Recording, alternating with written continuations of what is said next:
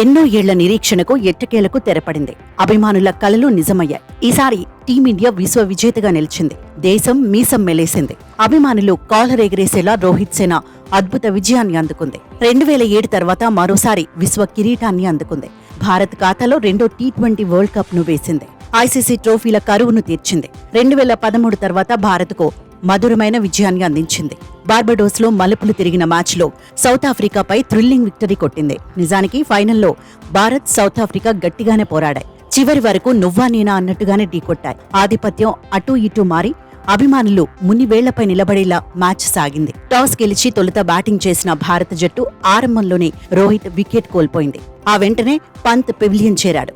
23 పరుగులకే భారత్ 2 వికెట్లు కోల్పోయింది. ఈ దశలో దంచేస్తాడనుకున్న సూర్యకుమార్ యాదవ్ ఎంతోసేపు క్రీజ్లో నిలబడలేదు. సీన్ కట్ చేస్తే టీమిండియా 34 పరుగులకే 3 వికెట్లు కోల్పోయింది. పవర్ ప్లేలో భారత్ సాధించిన స్కోర్ 6 ఓవర్లలో 45 పరుగులు. ఈ దశలో అసలు ఏం జరుగుతుందోనని టీమిండియా అభిమానులు ఆందోళన చెందారు. అయితే కోహ్లీ తన న్యాచురల్ గేమ్ ఆడాడు. పరిస్థితులకు తగినట్టుగా బ్యాటింగ్ చేశాడు. టీం మేనేజ్మెంట్ నమ్మకాన్ని నిలబెడుతూ అక్షర్ పటేల్ తన బ్యాటుకు పనిచెప్పాడు. ఛాన్స్ దొరికినప్పుడల్లా బౌలర్లపై విరుచుకుపడ్డాడు.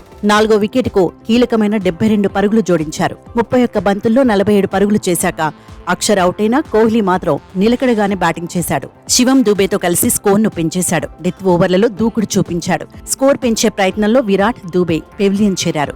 చివరకు టీమిండియా 7 వికెట్లకు 176 పరుగులు సాధించింది.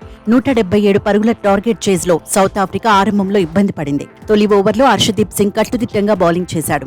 6 పరుగులు మాత్రమే ఇచ్చాడు. ఇన్నింగ్స్ 2వ ఓవర్లో బూమ్రా మ్యాజిక్ చేశాడు. హెన్రిక్స్ ను బౌల్ చేసి టీమిండియాకు అడ్వాంటేజ్ అందించాడు. ఆ తర్వాత మర్క్రమ్ ను హర్షదీప్ పెవిలియన్ పంపాడు. దీంతో సౌత్ ఆఫ్రికా 14 పరుగులకే 2 వికెట్లు కోల్పోయింది. సౌత్ ఆఫ్రికా కోలుకోవడం కష్టమేనని అంతా అనుకున్నారు. కానీ డికాక్, స్టబ్స్ అటాక్ చేశారు. భారత బౌలర్లపై విరుచుకుపడ్డారు. స్పిన్నర్లపై చెలరేగిపారు. అయితే స్టబ్స్ ను అక్షర్ పెవిలియన్ పంపాడు. ఆ తర్వాత క్రీజ్లోకి వచ్చిన క్లాసెన్ ఏమాత్రం తడబడలేదు. భారత బౌలర్లపై ఒత్తిడి పెంచేశాడు. 39 పరుగులు చేశాక డికాక్ అవుట్ అయినా క్లాసెన్ మాత్రం పట్టుబిడలేదు. అక్షర్ పటేల్ వేసిన 15వ ఓవర్లో 2 సిక్స్లు 2 ఫోర్లు కొట్టేశాడు. ఒక్క 15వ ఓవర్లోనే సౌత్ ఆఫ్రికా 25 పరుగులు సాధించింది. దీంతో సఫారీల విజయానికి 30 బంతుల్లో 30 పరుగులకు ఈక్వేషన్ మారిపోయింది. కానీ డెత్ ఓవర్లలో మ్యాచ్ మలుపులు తిరిగిపోయింది. దూకుడు మీదున్న క్లాసెన్ ను పాండ్యా పెవిలియన్ పంపాడు. ఆ తర్వాత బూమ్రా తన అనుభవంతో సఫారీలను ఆడుకున్నాడు.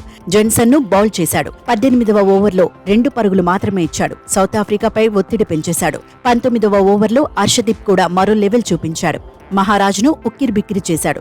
4 పరుగులు మాత్రమే ఇచ్చాడు. ఆఖరి ఓవర్లో సౌత్ ఆఫ్రికా 16 పరుగులు చేయాల్సి ఉండగా పాండ్యా వేసిన తొలి బంతికి మిల్లర్ అవుట్ అయ్యాడు. బౌండరీ లైన్ దగ్గర సూర్యకుమార్ యాదవ్ పట్టిన అద్భుత క్యాచ్ కు వెనుతిరిగాడు.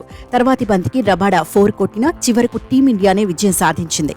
7 పరుగుల తేడాతో విశ్వ విజేతగా అవతరించింది. మొత్తంగా టీమిండియా వరల్డ్ కప్ ను ముద్దాడింది. భారత్ విజయంలో కీలక పాత్ర పోషించిన విరాట్ కోహ్లీకి player of the match award దక్కింది.